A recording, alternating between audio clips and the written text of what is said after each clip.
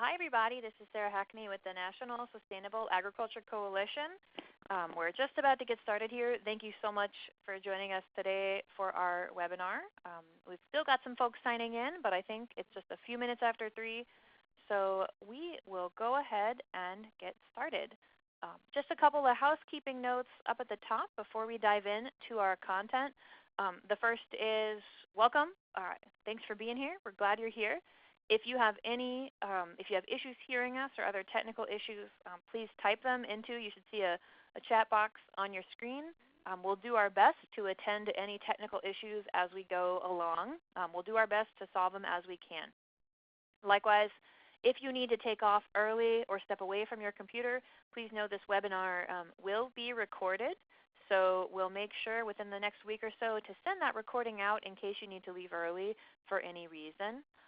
We've put all lines on mute. That is just to keep background noises, bird calls, dog barking, things like that, just in case. We're going to keep those off our recording. But please don't hesitate. If you have questions, we've got time at the end to handle Q&A together. So please feel free to type your question at any time into the chat box. If we can answer it as we go, just give me a heads up, or we'll keep an eye on that and we'll answer it. Anytime we are not able to stop or it's a little bit of a long answer, we'll make sure to hold time for that at the end. And I think that's all I've got for admin. And I'm just going to real quick try to unmute a presenter's line, and then we'll get started.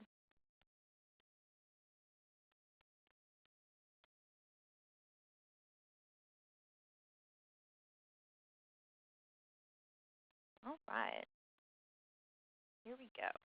Welcome. So where are you? What are you doing? Why are we here?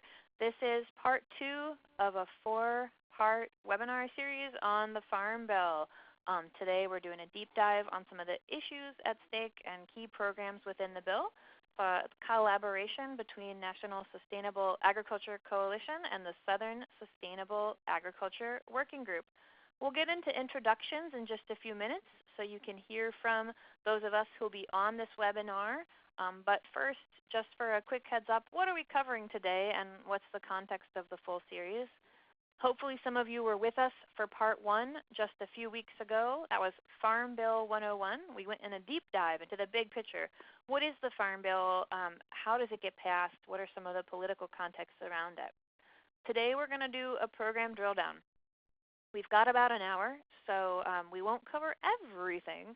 But what we will do is we're hoping to give you details on some of the key Farm Bill programs, what's at stake for them in the next Farm Bill, and just get you a little bit more oriented into the specifics around how does the Farm Bill affect things like local food, organics, conservation, beginning farmers, and a whole lot more.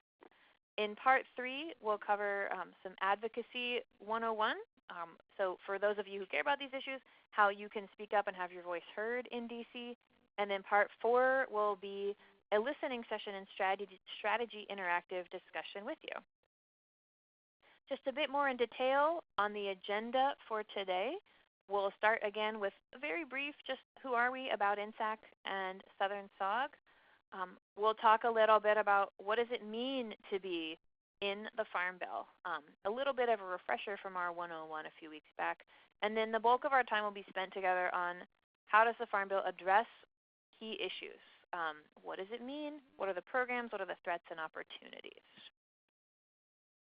And I'm seeing a couple folks reporting that they're not hearing anything. I am not.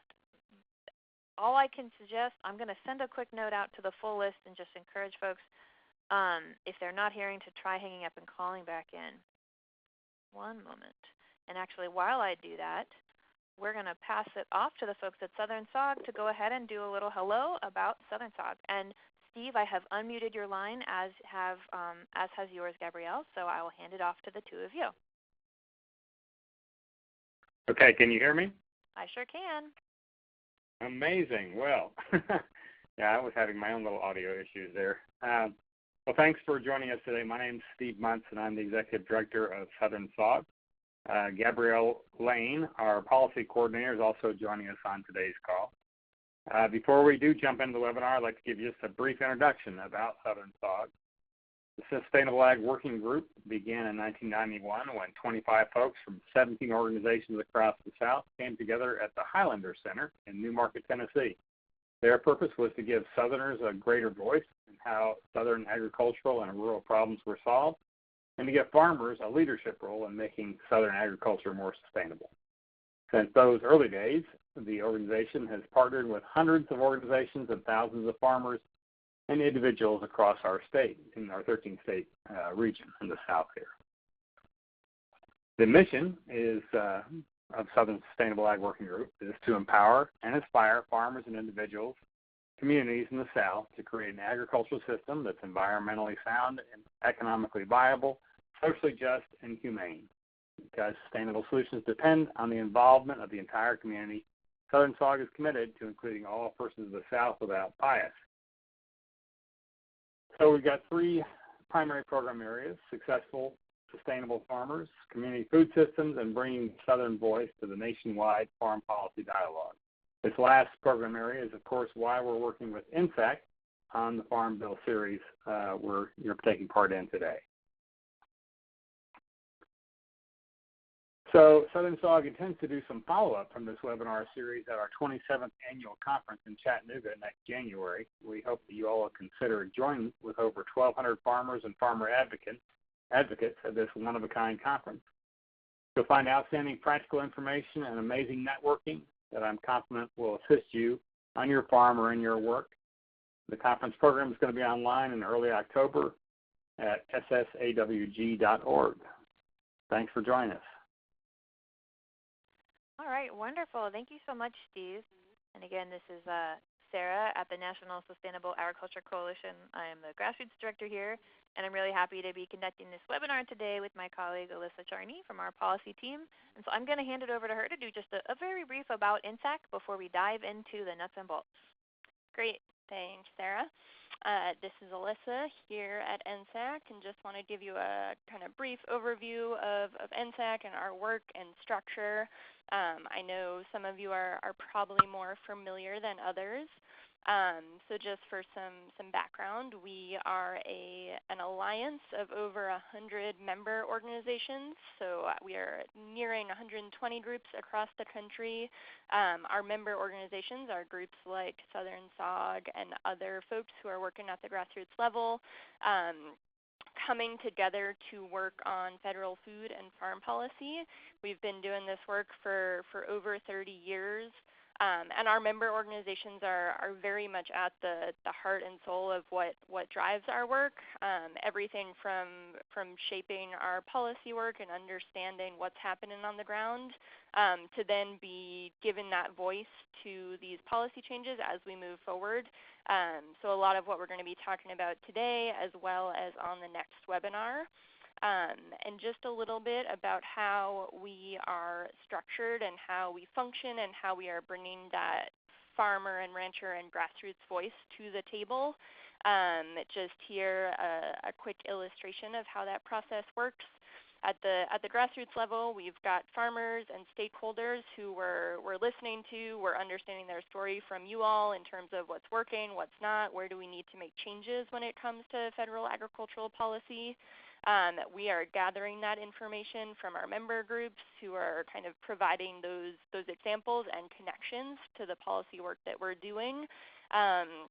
And then our staff here at NSAC are we're working with our members to identify what are our top priorities when it comes to sustainable food and farm policy. We're working across issue committees, across many of the issues that we'll be talking through today. And then when we have gotten all that feedback and kind of gotten an understanding of what's happening on the ground, we bring that voice and those very specific policy asks to Congress, as well as federal agencies like USDA here in DC, and work to make policy change that reflects what we're hearing from our members and from grassroots voices across the country.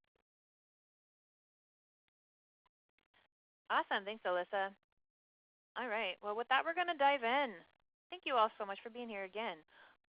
For those who were here a couple weeks ago, the next few slides are just a very brief review. And again, we don't want to talk at you too much twice, but we do want to make sure everybody feels comfortable with some of the terms and phrasing that we're going to use over the next webinar, over this next hour or so. So there's two kind of jargon policy terms that we use quite a lot here in DC that you might hear us mention over the next hour. And so I want to take the time to just define them up front real quick. You see those on your screen. So what you see in front of you right now are what we think of as 5 kind of key steps or components to the overall policy process at the federal level. Today we'll be focusing primarily on that second one, the word authorization, and also a little bit about appropriations. These are the two pieces in the process that come most into play when Congress is getting ready to write and beginning to write a new farm bill. They're fancy terms for, in essence, writing bills, turning those bills into real-world programs, actions, laws, policies, and then funding those things. So when you hear people say the Farm Bill is being reauthorized, what that means is it's about to be rewritten in Congress. So as of right now, Congress has been hosting field hearings all summer. They intend to begin work this fall and into next winter and spring on what will be the 2018 Farm Bill. Not every bill that Congress passes needs to be rewritten every few years, as the Farm Bill does. That happens to be the way they've set up this particular bill. It happens roughly on an every 5-year timeline, as we talked about on our last webinar. The other word that you may hear us mention from time to time here is appropriations. That's just a fancy word for funding. Congress has the power to appropriate dollars to federal agencies like USDA to conduct programs. So I just want to mention those there as those are jargon terms that we use a lot, and it's sort of great to have a familiarity with what they're all about. They're not the only pieces in the process. You see implementation. For a little later down the line, that's really, really important. We like to say here that getting a win in the Farm Bill, let's say you win some more money for something really important, that's only about 30% of the battle.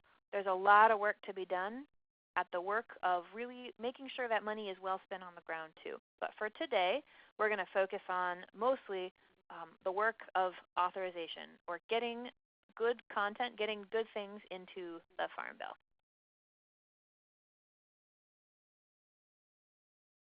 So let's talk Farm Bill.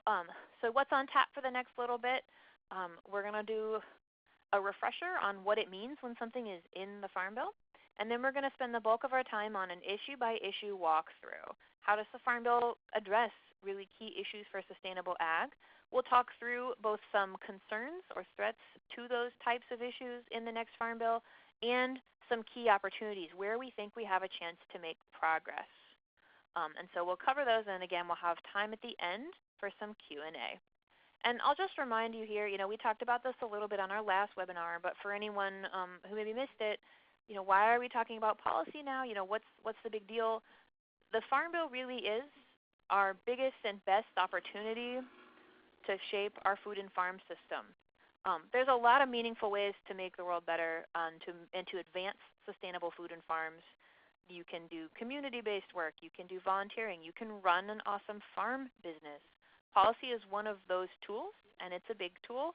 And the Farm Bill sets the rules of the road for a lot of what we see in our daily lives around food and farms. So we're here today to kind of try to break apart how policy explicitly connects back to some real lived issues that you may be seeing in your communities. First, a little bit of policy nerd stuff here. What are you looking at right now? This is in essence the chapters of the Farm Bill. We covered these as well just a little while back, but I wanted to stick them up here as just a quick review. Part of being kind of conversant in the language of the Farm Bill includes understanding its titles. For a regular person, it doesn't really matter much. You don't feel like this is something anybody needs to memorize. We put it up here so you can kind of see first the range of types of issues that the bill covers. And also, you may hear reported in the news, oh, Title IV, the most expensive part of the bill, or boy, Congress is debating Title I changes. When you hear them saying that, this is what they're referring to. They are, in essence, the chapters of the Farm Bill. You'll see here as well, it covers a lot, but it doesn't cover everything. not everything touching our food and farm system is in the Farm Bill. So we're going to focus today on key issues that are in the bill. And again, a little quick refresher from our last bill. What does it mean to be in the bill? For included programs, the Farm Bill includes things like what we call program authorization. That's effectively Congress telling USDA, we authorize you to do this, to create this program, or to implement this action. It includes key definitions. What does it mean to be a how do we define beginning farmer? How do we define, the terms for, food safety? Like, what are the it contains key definitions for groups and for practices and for programs. The Farm Bill can contain eligibility rules. Who might be eligible for a specific program? Are there types of farmers we want to prioritize for access to that program? And a whole lot more. Just as a very quick example, the Beginning Farm and Rancher Development Program. In the Farm Bill, we have the authorization to run that program. We have eligibility guidelines about the types of organizations who can apply for that funding. And also it prioritizes certain types of programming that are most urgent and most needed for beginning farmers. Being in the Farm Bill also will always has some sort of funding component. There are two types of funding. I'm not going to spend a lot of time on this today because we're going to mostly be talking just about the nuts and bolts of the programs. But again, these are terms that you'll be hearing, so it's good for folks to have that familiarity. There are two primary ways that a program can be funded in the Farm Bill. The first is what we call mandatory. This is what it sounds like. This means that in the Farm Bill, that program has language that mandates or requires that a certain amount of money is provided to a program. The Beginning Farmer and Rancher Development Program, which we just talked about, has mandatory funding. That means every year, like clockwork, the funding shows up. The program has money to operate. It's great. For the life of the Farm Bill, that program has funding. There's also kind of funding called discretionary funding. This funding, in essence, is not automatic. Instead, that means the Farm Bill, the folks who write the Farm Bill, Agriculture Committee members, have designated authority for funding over to what are known as the Appropriations Committees. Those are the folks who make decisions on an annual basis around funding programs in the federal government. You may hear folks talking in the news right now about the importance of the next fiscal year congressional budget and how urgent it is that Congress pass a new funding bill to keep the government open by the end of September. That is the appropriations package. Agriculture funding is absolutely tied up in that. Some programs have mandatory, some have discretionary, some have both. It's really ideal when a program has mandatory money, as you can imagine. It just automatically shows up every year. Not everything does. A quick example, Sustainable Ag Research and Education Program, or SARE, does not have mandatory money. The folks who write the Farm Bill say, you know what, we authorize SARE to exist, we authorize it to have funding, but we have to go ask appropriators every year for funding for that program. Great. And so with that, that's just your quick review. Now let's jump into, I have one more review slide, guys. Jumping ahead of myself here. One more quick review slide. Just again, a reminder from last time. In case you're curious, as we get talking into these issues, you'll hear us talk about increasing funding or sort of looking for more support for our for programs that are key for sustainable ag. This is just your kind of quick refresher. How does the Farm Bill pie get sliced? As you can see, nutrition, which is the nutrition title, which includes the SNAP or food stamp program, is by far the largest piece of the bill. But we do make really significant investments as a society in agriculture in a lot of other ways.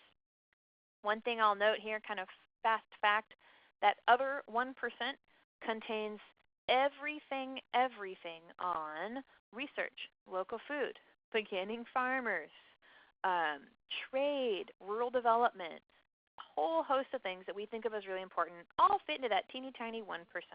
So when we're talking about increasing resources over the next little bit, it's really important and meaningful. Relatively speaking, only still a small portion of the overall bill. All right, now it's time to get into our issue areas. Just a little qualifier here. These are 5 issue areas, by no means comprehensive of everything that's in the bill.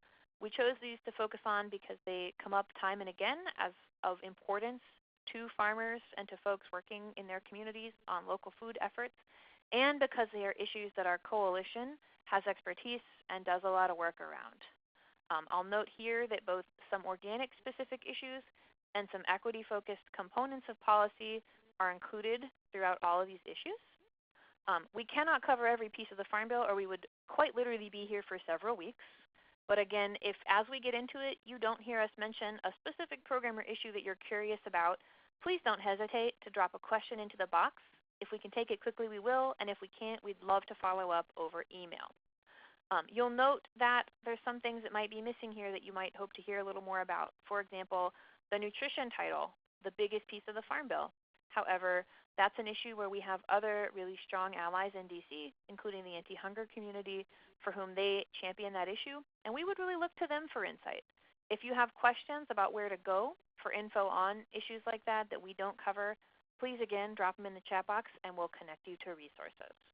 What will we cover for these issues? We'll do some examples of how the Farm Bill interacts with them. We'll overlay some concerns that we have around these issues in the next bill, some threats we have to be prepared to defend against. And then importantly, we'll focus on opportunities we have to make advances or improvements.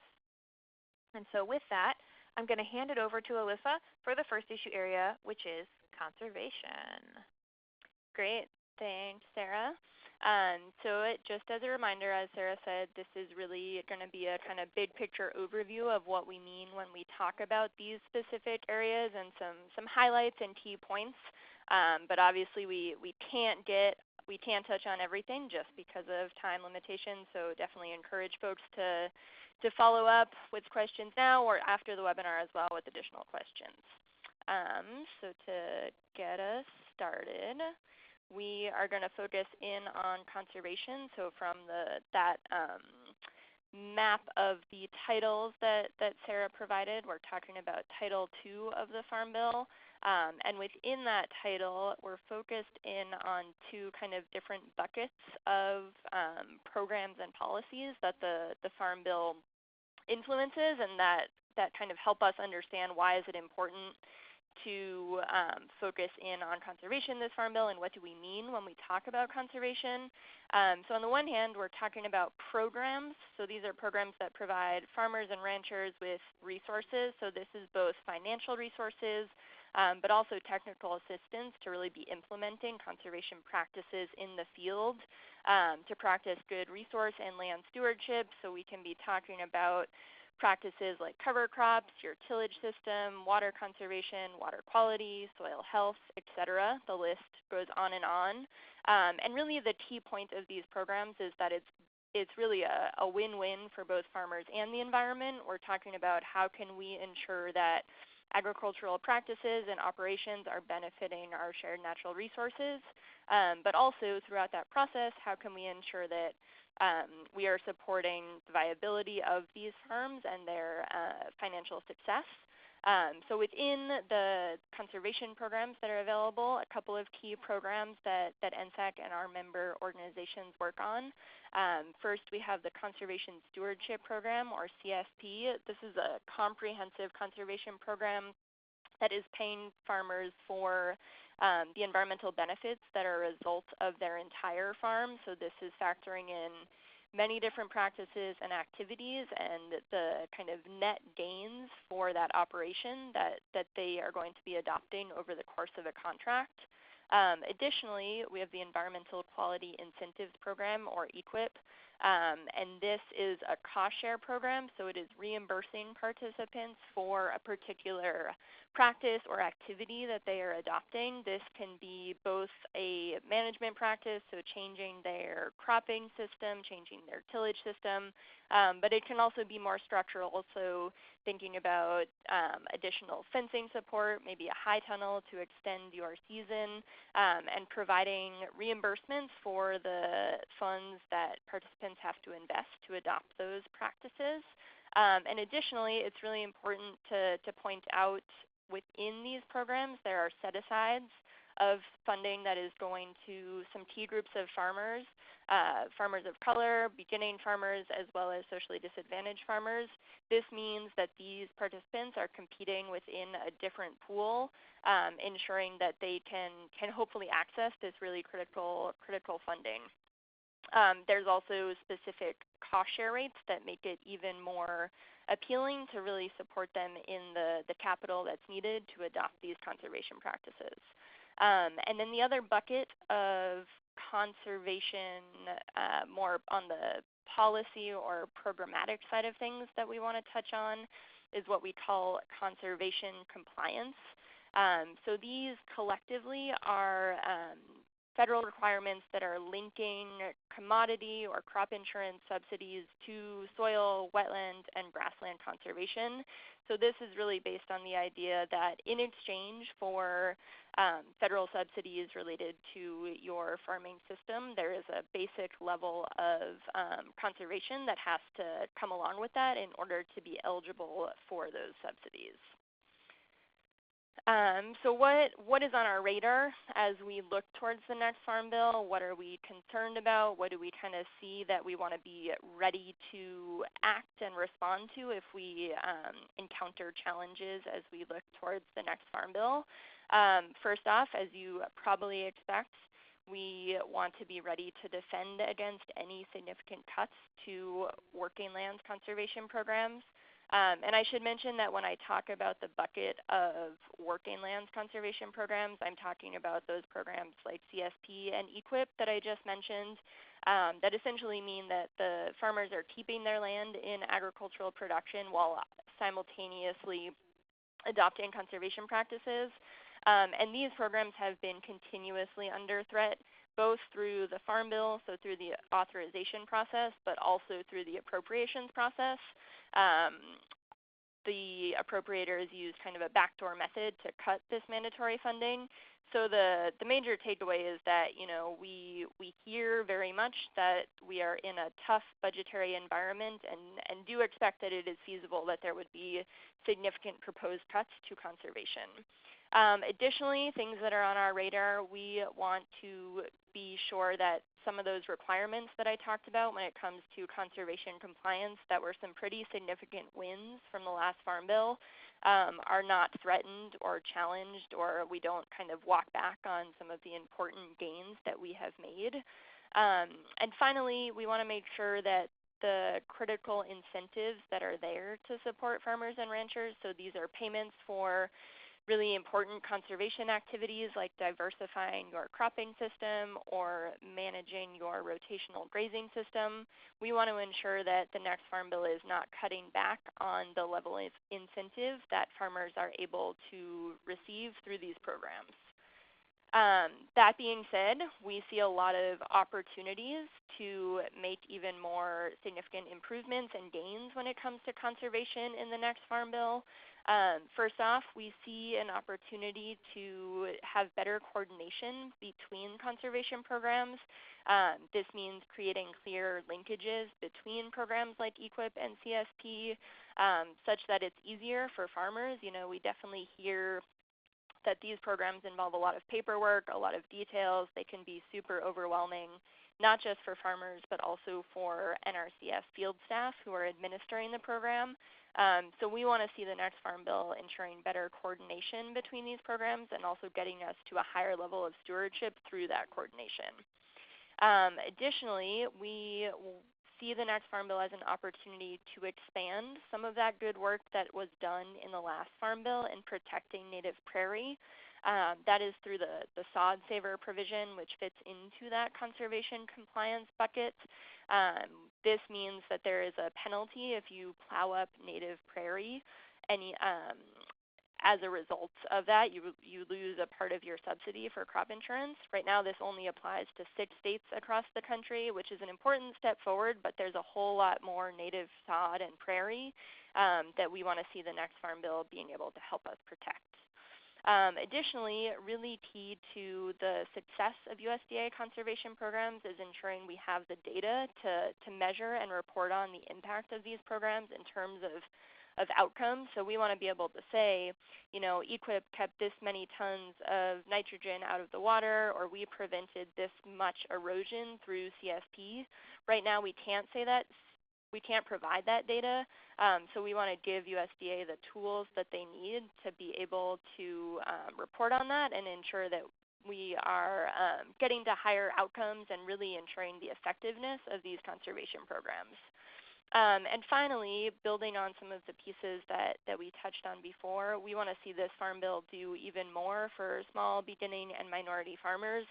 That can come in some very specific programmatic changes, such as having a minimum payment in place for programs like CSP. So regardless of the size of your operation, you are being properly incentivized for participating. And additionally, some of those set-asides that I mentioned for beginning, socially disadvantaged, limited resource farmers, we want to see those set-asides increase such that they are appropriately reflecting the demand and the demographics of what we know the agricultural community is. So with that, I think I'm going to turn it back over to Sarah to take on our next topic. Right on. Thank you, Alyssa. Super awesome. And just a reminder, folks, if you do have questions, please don't hesitate to drop them in the chat box, and we will do our best to take them either in the moment or at the end. Thanks again. All right. So next up on the list is my favorite super wonky phrase, local and regional food and farm systems. What does that mean, and what is this all about? So local and regional food and farm systems, that's a long way of saying connecting the dots between local farmers and local communities, creating jobs, expanding market opportunities for farmers, feeding people, and improving access to healthy food. The term that we use and the term that you'll hear folks use it a lot, and if you're a practitioner, you probably say it more times than you'd like yourself, local and regional food systems. How does the Farm Bill work on this issue, and how does it address the needs that this community has? Kind of in two key ways. There are programs that provide funding for farmers and or nonprofits to launch or expand ventures and expand access directly. There are also policies within programs or within broader initiatives that sort of support or encourage investments in local and regional food and farm systems. So let's talk for a minute about programs. These are ones that for many of you, you may be familiar with them if you are yourself a farmer or if you work with a nonprofit organization or a cooperative. They're probably programs that you may have applied for or benefited from. These are one of the key ways that the Farm Bill invests in and helps to further improving local and regional food. Value-Added Producer Grant Program is one. This is actually one of the very only grant programs that is open to farmers themselves. There aren't many sources of grant funding for a business. This is one of very few. VAPG is available in all 50 states, and one of the things that's really great about it is that it provides both planning funding and working capital funding for farmers. Let's say you're a farmer and you want to explore taking your raw products that you grow. Let's say you grow tomatoes and you're interested in exploring dehydrating those tomatoes or turning them into a salsa so you can capture more of that dollar in the local market. VAPG is a source for funding to help do a proper business plan, to do the research and kind of make that determination. Is this a smart decision for my business? If you decide that it is, it's also a program that can help you with working capital while you're getting your venture launched. It also requires farmers to provide sweat equity in the form of time and or cash of their own. It's well used and really popular around the country. And it's also something you may not always be able to get a traditional bank loan for that kind of project. VAPG kind of helps to fill a gap in what is sort of the local credit community for this type of work. Another quick example, Farmers Market and Local Food Promotion Program. This is another grant program that's open to nonprofit organizations. And I think also farmer cooperatives are eligible for LFPP. But this program helps folks implement community-based projects around expanding local markets.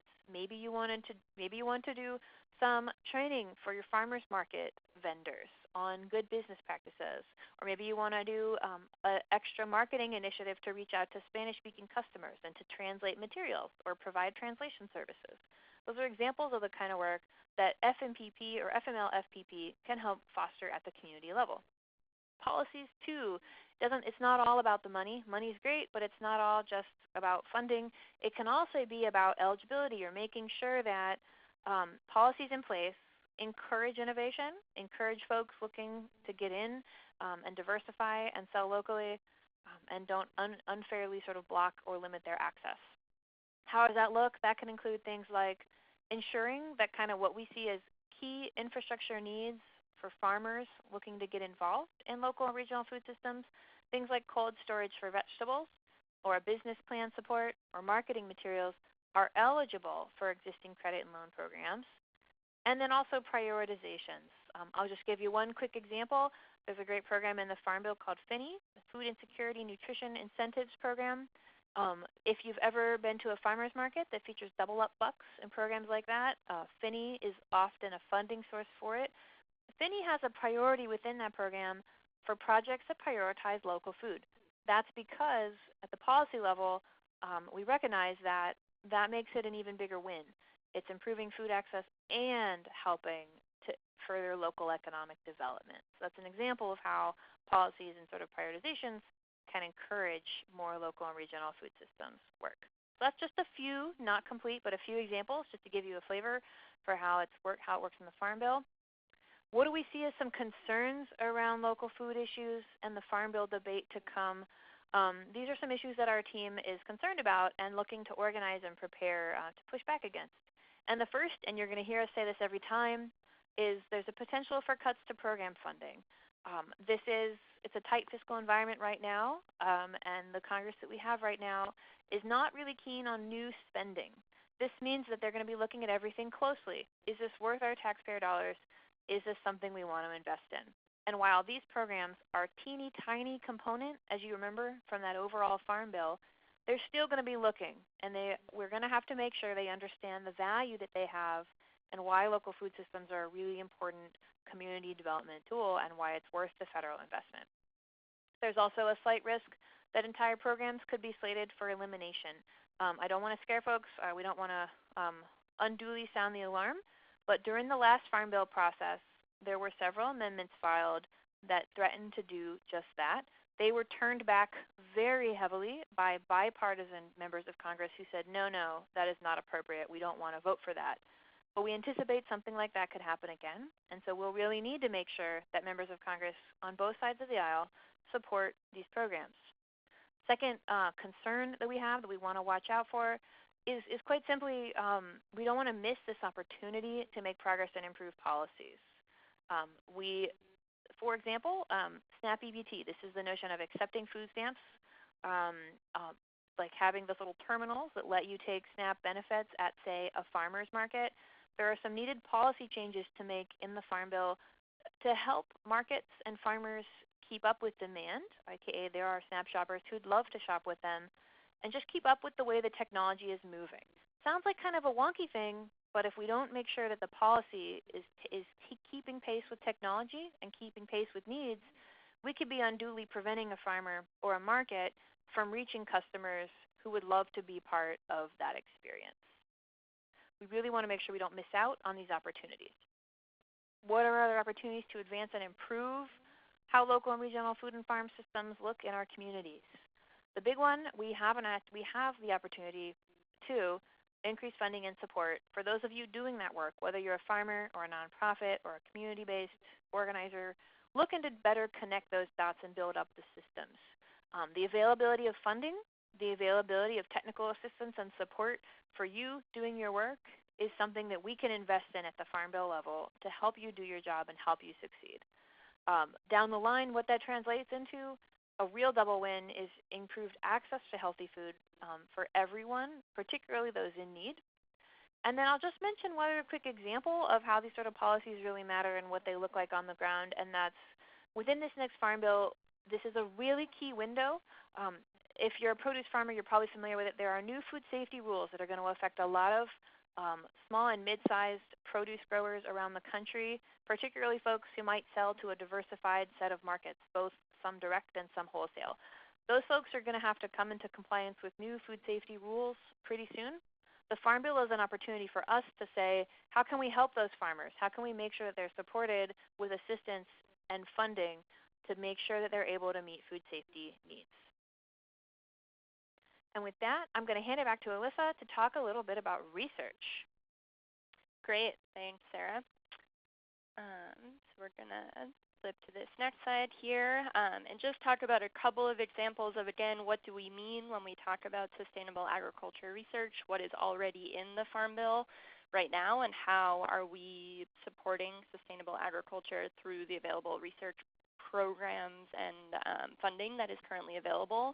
So just a couple of examples that I want to point out in that programmatic and funding bucket. There is, as Sarah has already mentioned previously, the Sustainable Agriculture Research and Education Program, or SARE. This is a really critical program when it comes to farmer-driven research. It is also the only USDA competitive grants research program that focuses solely on sustainable agriculture, and it's really bringing what is driving the research down to the farm level. That is happening through research and education grants, through professional development grants, as well as to farmer and ranchers who are doing that work directly. The other really great part about this program is that the findings and the information that is the result of these research projects is then available. So on a region-specific basis, farmers are able to sort through the database and really see what other producers have done and learned on a particular topic, whether it is pest management or grazing practices that are specific to sustainable agriculture and specific to their region. So a really critical source of funding for these projects. Additionally, there are a couple of different programs that provide organic-specific research. There is the Organic Agriculture Research and Education Initiative, or OREI, as well as an Organic Transitions Program. This is providing funding-specific opportunities for organic to really figure out what are some of the challenges, what are the barriers, and what are the unique needs when it comes to organic production systems. Has been an area where we continue to see growing market demand for organic products, so very clearly also a need to ensure that we can do the research to understand exactly what is needed for those production systems. And additionally, when we talk about sustainable agriculture research and looking towards the next Farm Bill, we are also thinking about how do our priorities fit within existing research programs to meet particular needs and types of research. And one really key example that has been a continued priority for NSAC and for our partners is with regard to seed breeding and research. So this is ensuring that we are supporting public plant breeding research. This is really important in terms of ensuring that all farmers have access to high-performing, locally adapted seeds, regardless of where they farm and what they are growing. So the next Farm Bill has some language to support that type of research, and more can be done to further that. So again, what are we expecting in terms of concerns around research in the next Farm Bill? As has been the continued theme, we do anticipate that there could be potential funding threats to some of these key sustainable agriculture research programs. Additionally, there could be proposals to really kind of dilute the value and particular objectives of some of these programs, whether we're talking about specialty crop production or organic or on-farm research. We do not want to see kind of a consolidation that takes away the value of these smaller production-specific research funding pots, and anticipate that there can be some pressure to do that, to streamline these processes, and that would really significantly come at the expense of very particular research needs in these communities. That being said, we see some really important opportunities to advance our priorities when it comes to research needs. As I mentioned, when it comes to breeding, we are looking to see additional support for public plant breeding research. So this means that we are looking to put the control back in the hands of farmers to make sure they can access these seeds when it comes to particular challenges they are facing in their regions, as opposed to the kind of consolidated direction that the seed industry very much has been moving. We need that funding and that research at public universities to ensure that those seeds are being developed and they are available. Additionally, the next Farm Bill presents a critical opportunity for additional support for organic-specific research. This will link a little bit to what we'll talk about on the next webinar in terms of opportunities and what's already in motion when it comes to the Farm Bill. But we've seen one marker bill out there so far to increase funding for OREI, really recognizing that organic has very much gotten a small share of the pie when it comes to research funding. So the next Farm Bill presents an opportunity to build on that and really expand some of these critical organic research programs.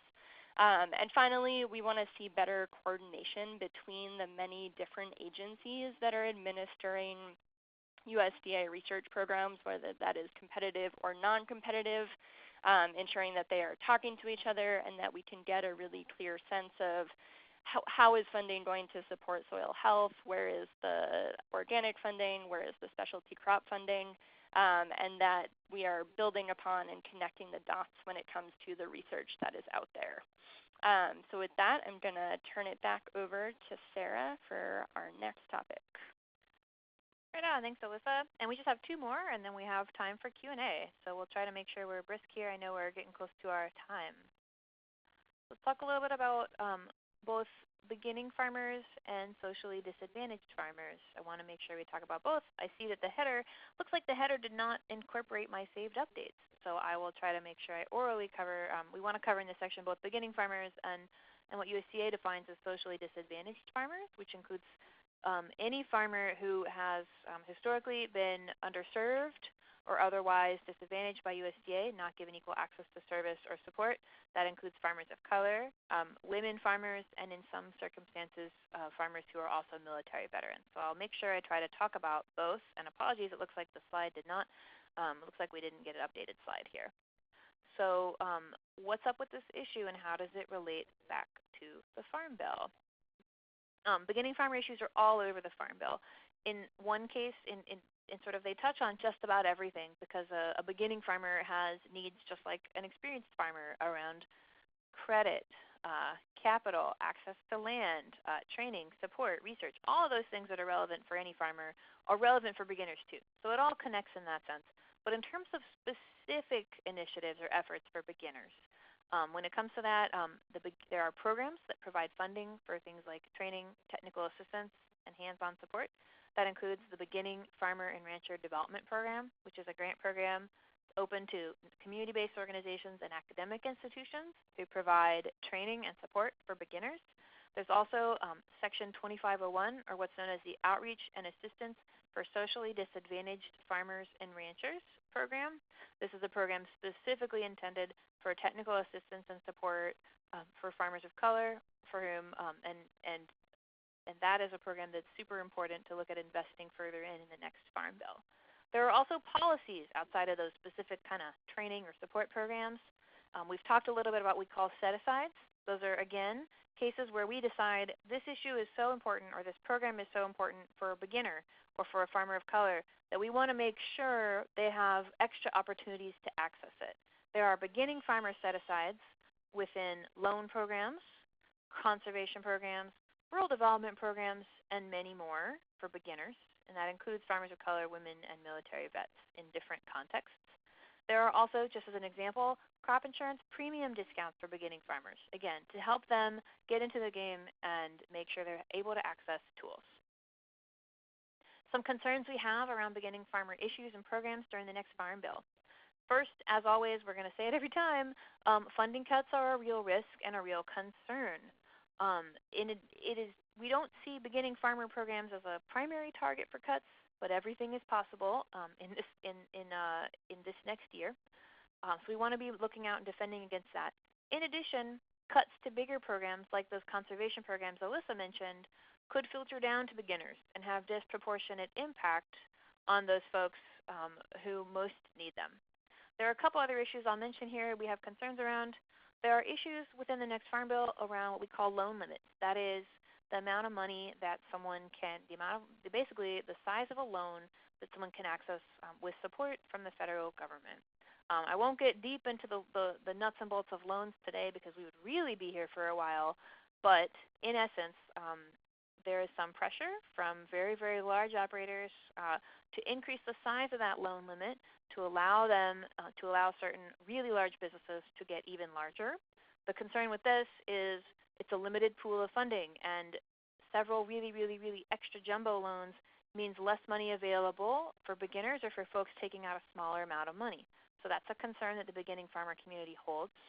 And likewise, it's just a really urgent time to be addressing beginning farmer issues. Every single year matters. We are seeing lots and lots of farmers aging out and seeking to retire. Now is the time to invest in getting new folks on the land. Opportunities to advance and improve both beginning farmer issues and programs and issues and programs for socially disadvantaged farmers through the Farm Bill. Funding, funding, funding. Funding is going to be key. Increased support for training, assistance, and all of the steps that folks need. We want to make sure that farmers everywhere, and that whether you're a beginner, whether you're a farmer of color, whether you're a military veteran, that you have equal access to, and that we're investing to make up for gaps in access on things like skills training, credit, land, and everything else you need to be successful. That includes funding for programs like the Beginning Farm Rancher Development Program and for Section 2501. An increased emphasis is something we're going to work on within programs, including BFRDP, on the importance of land transfer and succession planning. Again, very, very key to getting new folks on the land. And then finally, we want to be doing whatever we can, where we can, to be advancing equity. Things like set-asides that Alyssa has mentioned in increasing on the conservation front. Also tools like what we call advance payments. So in certain cases, looking for, can we make sure that folks trying to access the program can get a little bit more money up front to get started, because shortage of capital can be an issue for folks who've been historically marginalized. So again, these are just a few examples of some of the opportunities we have to make progress on these issues in the next Farm Bill. And so with that, I'm going to pass it back to Alyssa for our very last section, and then we'll wrap up and take questions. And again, we have this line for 90 minutes. We're trying to get done in more like an hour, hour and 10, but that's where we're at. All right, Alyssa. Great. Thanks, Sarah. So our last topic today is crop insurance and commodities. So what do we mean when we kind of talk about that bucket and area of the Farm Bill? It's important to mention that the last Farm Bill, the 2014 Farm Bill, really shifted the main safety net that is available to farmers to the crop insurance bucket as opposed to what was referred to as direct payments. So this is a significant bucket of essentially what is supporting farmers and a big investment when it comes to what taxpayers are paying. So a couple of areas that we focus in on in our Farm Bill work with regard to crop insurance and the commodity title or Title I. Within crop insurance, we are very interested in options that are making things easier for sustainable farmers to access crop insurance. One example of that is whole farm revenue insurance. This is a protection plan that was new in the last Farm Bill, and it is different from all of the other crop insurance options that USDA is offering, because instead of just insuring a single specific crop, it's intended to really take on the diversification of crops and livestock that are grown or raised on a given farm. So there's still a lot of work to be done to ensure this is working as well as it can, but an important step forward when it comes to ensuring diversified farms. Additionally, organic price elections. This means ensuring that USDA has the price points that are going to be used when we are insuring organic crops. Previously, this has been a significant problem to not have those organic prices, to thus not make it possible for organic producers to get insured at that price. Again, important steps forward that were made in the last Farm Bill. And additionally, when we talk about this area of the Farm Bill, we are also ensuring that we have policies to make sure support is going where it is most needed. So that has to do with what are the overall payment caps to subsidies and payments that are going to participants, and also means testing. So what is the adjusted gross income of a participant who is receiving a payment, such that ensuring that they are really at that income level where they actually need that payment. So what do we expect? What are we concerned about when it comes to crop insurance and the commodity title? This one is actually a little bit different than our traditional being concerned about funding threats. In this area, when it comes to crop insurance, you will often hear many members of the Agriculture Committee saying, we don't want to touch crop insurance, we just want the status quo. Any efforts to reform or change this program would be a threat to the success of our farmers and ranchers. We take a different approach in that we see opportunities to obviously leave this safety net intact to very much support farmers and ranchers who need it. But there are some key opportunities for reform when it comes to access, when it comes to the structure of crop insurance, and also when it comes to the link to conservation.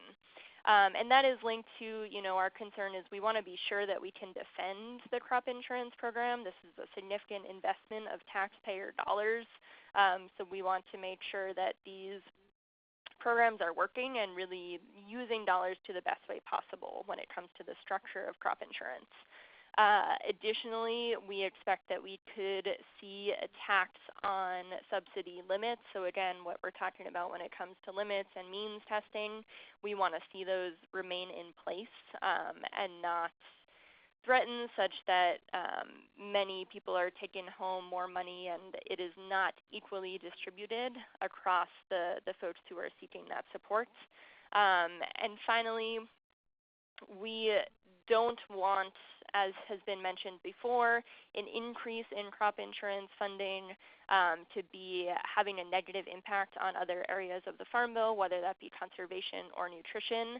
This is very much an area that is of interest to the commodity groups, and we do not want to see any changes or increases coming at the expense of these other areas. So what do we see when it comes to opportunities in the next Farm Bill with regard to crop insurance and the commodity title, related to some of those examples like whole farm revenue protection as well as organic price elections? We want to see the crop insurance system work better for specialty crop producers, for organic producers, ensuring that they have not only access but also the prices and policies that really work for their particular types of operations. Additionally, we want to see better coordination between crop insurance and conservation. That means both ensuring that participants are appropriately rewarded for their conservation activities that are very much a part of their risk management strategy, and also that the adoption of conservation practices does not stand as a problematic barrier to accessing crop insurance support. We've been working to address some of this administratively, but the next Farm Bill provides a really key opportunity to ensure that those two different spaces, the conservation space and the risk management space, are talking well to each other and supporting the overall viability of operations. And finally, related to kind of how the payment limits and means testing is playing out, we want to ensure that crop insurance and commodity dollars are targeted as best as possible to ensure that delivery and public benefit is really there in terms of addressing the need and getting those dollars where they need to go. So with that, I'm going to turn it back over to Sarah for us to wrap up. Thanks, Alyssa. And again, if you have questions, I see we have one or two in there, so feel free to drop a question in if you've got one, and we're happy to take them at the end. And for those who put them in, we'll cover them in just a few moments. Just a couple of wrap-up slides here to close us out and get us ready for our next webinar in just a few weeks.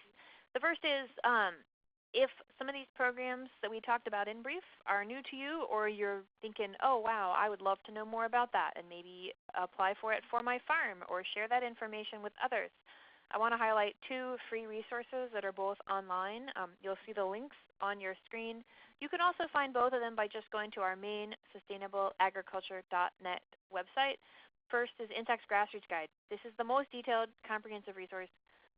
It's probably the most detailed resource available online anywhere if you're interested in understanding what USDA programs are available to sustainable farmers and community-based organizations serving them through the federal government.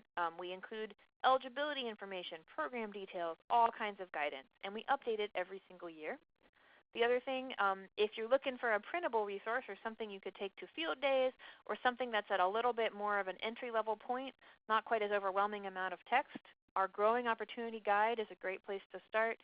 It's got single-page, easy-to-read program summaries for a whole host of programs at the federal level for farmers, including eligibility, types of projects they fund, etc. Totally recommend checking both of those out if you don't already have them or use them. And then just one quick closing slide to kind of wrap us up before we do a little preview of our next webinar. And that's, you probably heard a few kind of common themes going up across these issue areas. We'll just kind of bring those home here. And the first is that, cuts to one area in the Farm Bill sort of have ripple effects across a whole host of other areas. All this work, they can feel like discrete issues, but they're very closely connected. And we want to make sure, wherever possible, we're identifying those linkages and trying to move stuff together, move stuff forward together. Cuts to conservation could also hurt beginning farmers. Loss of support for beginning farmer training could also make it harder to do local food work. All these things do connect, and we want to emphasize that here. The other way in which there's a lot of connection here is that across those different areas that we just covered, remember we talked a little while back about funding for programs and the difference between mandatory and discretionary money. There's another complication here, another wrinkle that I want to mention. Mark this date in your mind and your calendar. September 30th, 2018 is the deadline by which Congress needs to finish the next Farm Bill. If they don't, and they don't take action, the Farm Bill expires. And while many of the big components in the bill, including big important pieces like SNAP, would continue to receive funding and continue to operate, many of the programs that we count on to support sustainable and organic ag, local food, beginning farmers, socially disadvantaged farmers, farmers of color, a whole host of things, lose funding without a new Farm Bill. So this is a really important thing to keep in mind, and it cuts across a whole bunch of issues. If you want to learn more about it, we stuck a link there to a blog post that gives a deeper dive into the issue. When we send this out as a PDF, it'll be an easier to click on link as well. And then just one other thing that's an overall issue that cuts across everything is this is a meaningful, major opportunity. The Farm Bill only comes around about every 5 years. In between, there's a lot we can do with implementation. There's a lot we can do at the local and state level. But we really don't get this chance to wholesale take a big picture look, identify solutions, and try to win them, but every 5 years. So I'll bring that to the opportunity. This is our chance. This is a huge opportunity to direct federal resources and energy and priority towards the food and farm system that we want to see. It's worth your time. Thank you for being here, for engaging. It's worth your time to stay engaged and stick with us through this series so we can continue to hear from you and continue to learn together. And I have a question here. It is in fact 2018. Yes, next fall 2018 is the year that the Farm Bill expires. So in really just over a year. Here's a little preview. Stick with us for next time. If you've not yet registered for the third webinar, please feel free to do so. We'd love to see you again. Here's what we're going to talk about. You heard about all these opportunities. We have a chance to win here. How are we going to do that? What does it mean in this political context to win, to try to advance at things that we care about? We're going to focus on those advocacy strategies and approaches. What tools do we have in our toolkit to try to win over the next year? We'll talk a little bit about what we call marker bills, packages of proposals in the marketplace of Farm Bill ideas. We'll talk about marker bills. We'll go step by step each phase of the policy process and the types of action that folks like you can take to win and to help us build support and build power and make change. And we'll kind of break it down to whether you're a busy person, you think, okay, I have 5 minutes to do one thing. What's the one thing I should do? All the way up to, I've got a lot of time to invest and I really want to dig in. How can I do that? We'll cover all those angles. So that's, again, our next webinar in 2 weeks. Please do sign up, and we hope to see you there. Here it is again, Part 3. And then just a reminder as well that Part 4 is we want to hear from you. We really, really would love to hear, what are you thinking? What are your questions? What priorities do you feel are important for your community? So we would love as well for you to register for and attend our final section, which will be at the end of September, which will be a listening session. All right, one more way to keep the conversation going before we take questions, and that's just please do stay in touch with us. I don't know if we still have Gabrielle on the line, but she helps to facilitate along with Natalie Magruder, who I believe is on the line, and a whole host of other wonderful folks, quarterly called PCAN policy calls, the Policy Collaborative Action Network. They meet quarterly. We do policy updates. If this stuff is of interest to you, we'd love to have you anytime. You can get involved by emailing policy at SouthernSAWG or SSAWG.org. Likewise, if you love policy and you're not already connected with NSAC, we send out regular emails. No spam, we promise, just really good policy updates every week, as well as on Facebook and Twitter. And with that, I will open it up for any questions that we have. And I see we have one on research. Alyssa, do you want to take that one? Yeah, so the question that I see in here is if there is a national research going on that is focused in on growing hemp, incorporating it into our agricultural system, perhaps through SARE. Definitely a good question, and one that has continuously been coming up in the general ag policy space. It is not a space that NSAC has weighted. We just not kind of part of our overarching priorities. I think the short answer is that there is some hemp research within the USDA options that are available. The 2014 Farm Bill did allow states where it is legal to do hemp research, but to our understanding right now, there is not federal funding that is allowed on the USDA side, but definitely something, a good question to keep on your radar. There's lots out there happening, but not a focus of what's going on at USDA right now.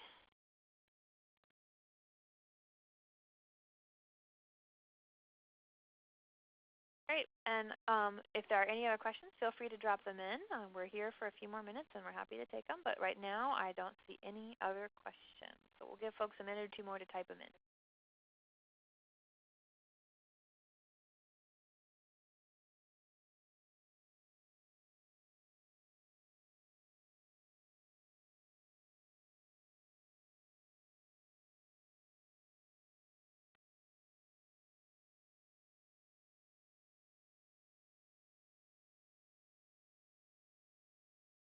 Okay, we got another question. Another one looks like for you, Alyssa, on policy around organic. Someone's curious for the status of, while not Farm Bill related, a good question. What's the status of organic checkoff? It would probably good to be how does that overlap with Farm Bill, if at all? Yeah, that is definitely a good question. And again, another one where the short answer is that not a priority for NSAC. We have a lot of our member groups are organic focused, and we are working with them on several important organic issues. But in cases where it is organic specific, whether it is the checkoff or National Organic Program funding, we defer to our partners, whether that is the National Organic Coalition, Organic Trade Association, and it is Organic Trade Association that is driving the boat when it comes to the checkoff. So you can definitely bet that there will be attention and interest and discussion when it comes to the next Farm Bill. The checkoff right now is kind of in holding mode as things work to get sorted out at USDA and with the different players. But I would say in terms of big picture organic, definitely stay tuned. There will be not only lots of policy proposals and opportunities, but I think, as has been the theme, we do expect that we can see some significant threats to organic in the next Farm Bill, whether that is the National Organic Standards Board or the general structure of the National Organic Program. So I think definitely something to stay alert in terms of what's happening and opportunities to ensure we are protecting, defending, and improving opportunities for organic in the next Farm Bill. All right, and I don't see any other questions, so I think what we'll do is we'll wrap it up here. Thank you everybody for being part of our webinar. If you do think of a question after the fact, don't hesitate to drop us a line. We're always happy to have a conversation or connect you to resources or materials or other good folks if we can't answer the question. Thank you again, everyone, and we'll go ahead and sign off now and wish you all a great afternoon and look forward to talking to you again in about 2 weeks.